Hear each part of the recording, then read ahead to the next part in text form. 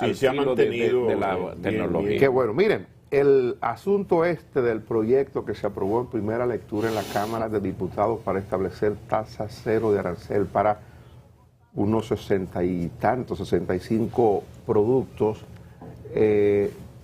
aparentemente, tal y como yo decía ayer, va a pasar en segunda lectura en la Cámara de Diputados sin dificultades mayores.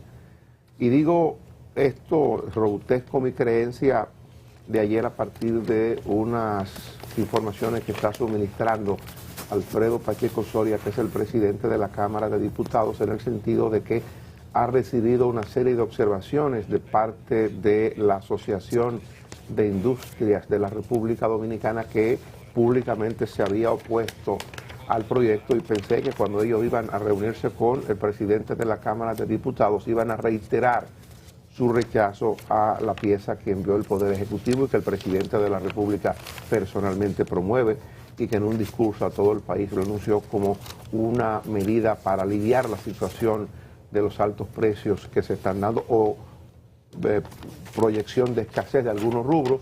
Y entonces el gobierno entendía, o el presidente entendió, que era necesario garantizar productos en República Dominicana a precios asequibles. Y pienso que tiene otra implicación que la voy a explicar ahora. Cuando la Asociación de Industria se reúne con Alfredo Pacheco dice que han ido a hacerle algunas observaciones a la pieza que ya se había aprobado en primera lectura. Una de las observaciones que informa Alfredo Pacheco Soria que se le hizo al proyecto es poner como condición sine qua non, que para la importación de los rubros que se van a liberar de aranceles, primero sean aprobados por la comisión que tiene facultad para autorizar importaciones.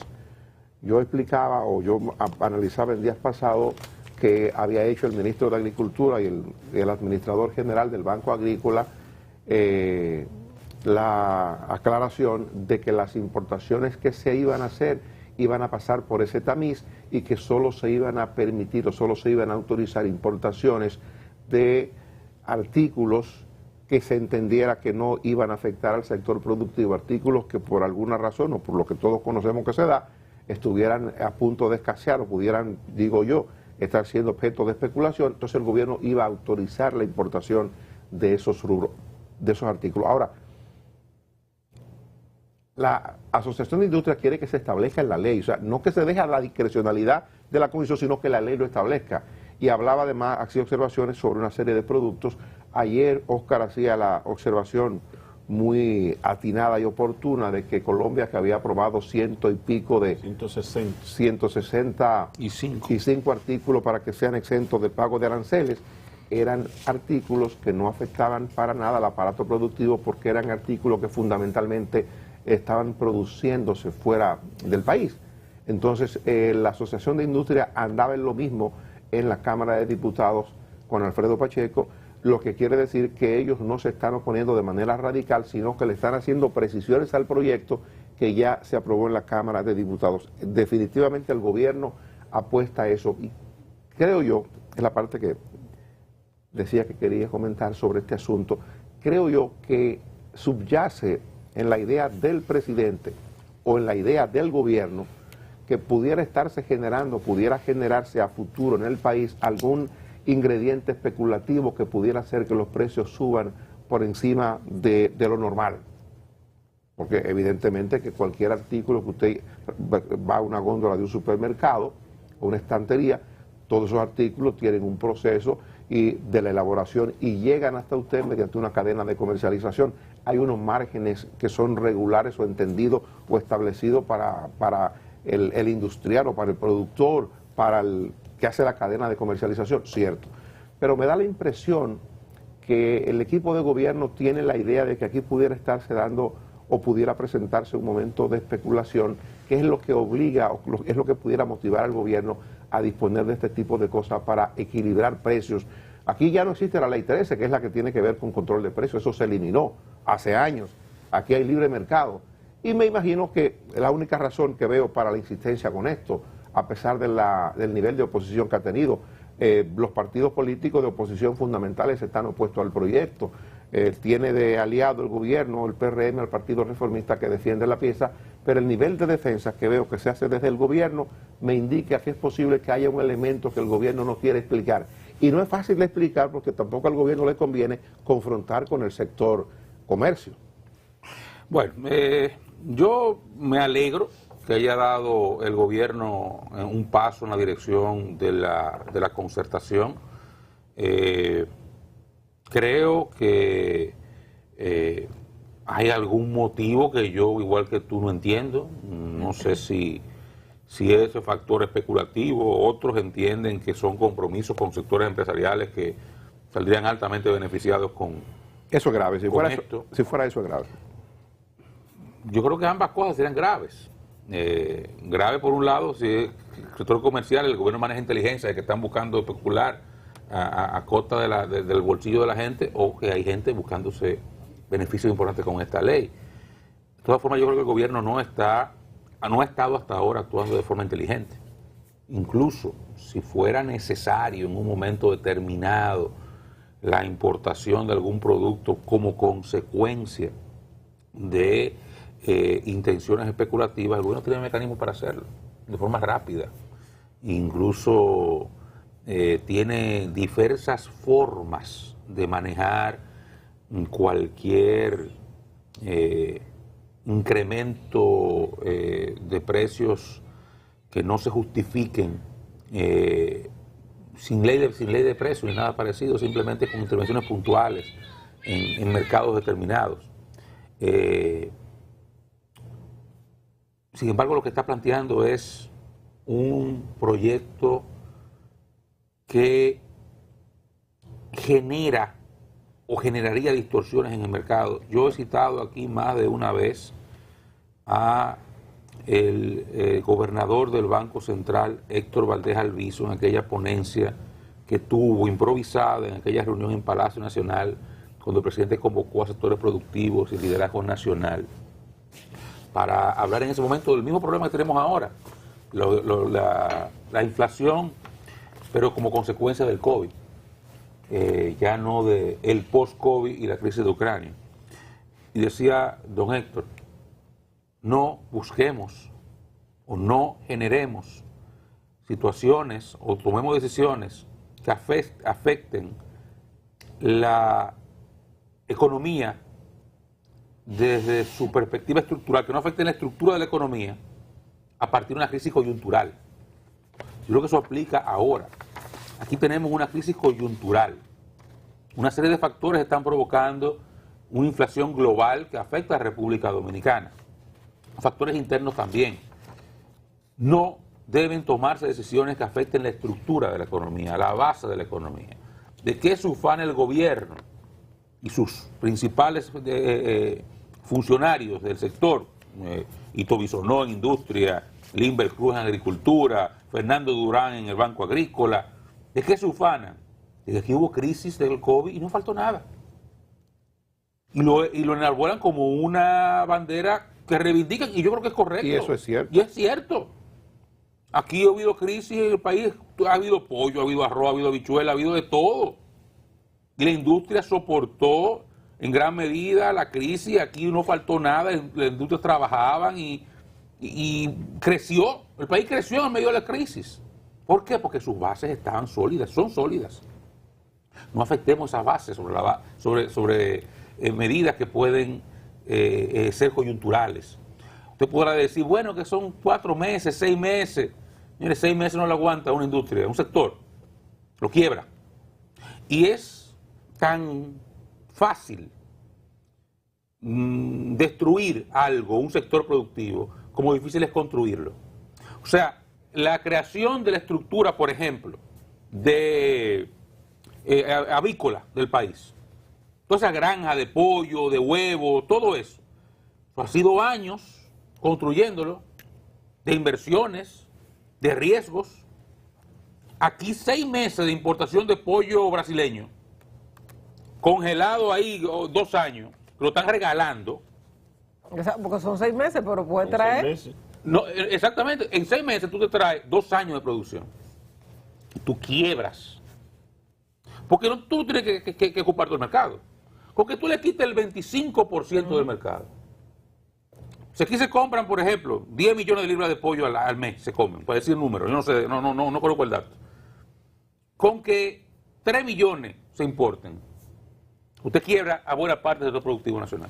Parte de las observaciones que está haciendo la Asociación de Industria, quizá previendo eso, es que se establezca cuotas. O sea, no es una tope, no es importación abierta. Espérate. Yo lo sé, pero aún así, yo no entiendo por qué. Porque es que tú puedes autorizarlo coyunturalmente sin ningún problema.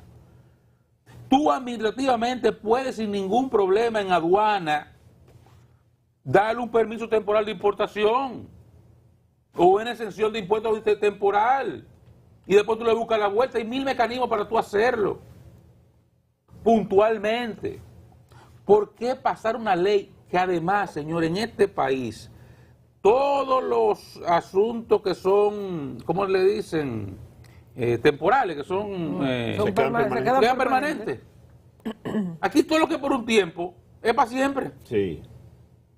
Entonces yo no entiendo, yo todavía no acabo de entender cuál es la necesidad del gobierno de ese proyecto de ley que además tiene a todo el mundo en contra.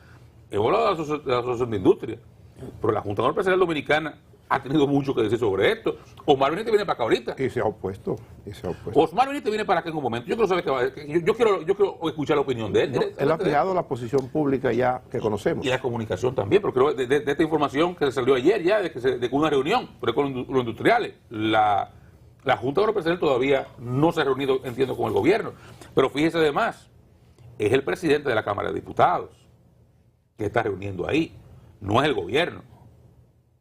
Son dos poderes diferentes. Y yo sé que Pacheco tiene una altísima incidencia en el gobierno y en el partido, pero sigue siendo un poder diferente.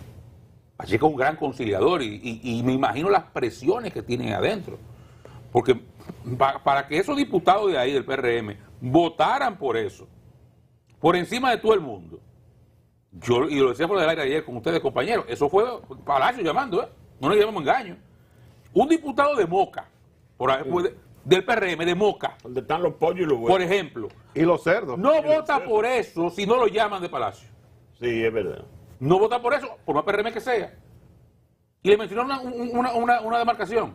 Hay, por ejemplo, Genao, que yo lo voy hablando mucho de eso. Bueno, tú sabes que está entre las cosas que están abiertas, La Vega, produce casi todo lo que está ahí. Sí. ¿Tú crees que el senador de La Vega, Pero él no solamente votó, que hoy está en la prensa defendiendo eso, pidiendo que apoyen. pero yo te pregunto, ¿tú crees que el senador de La Vega vota por eso y defiende eso si no hay una petición directamente a él que lo haga?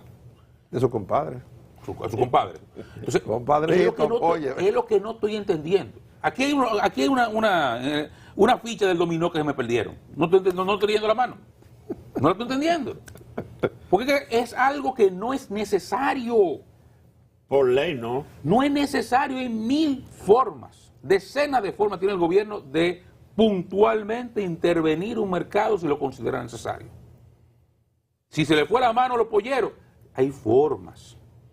Ahora, ¿qué está pasando? Y vuelvo al pollo. Han inundado el mercado de pollo brasileño.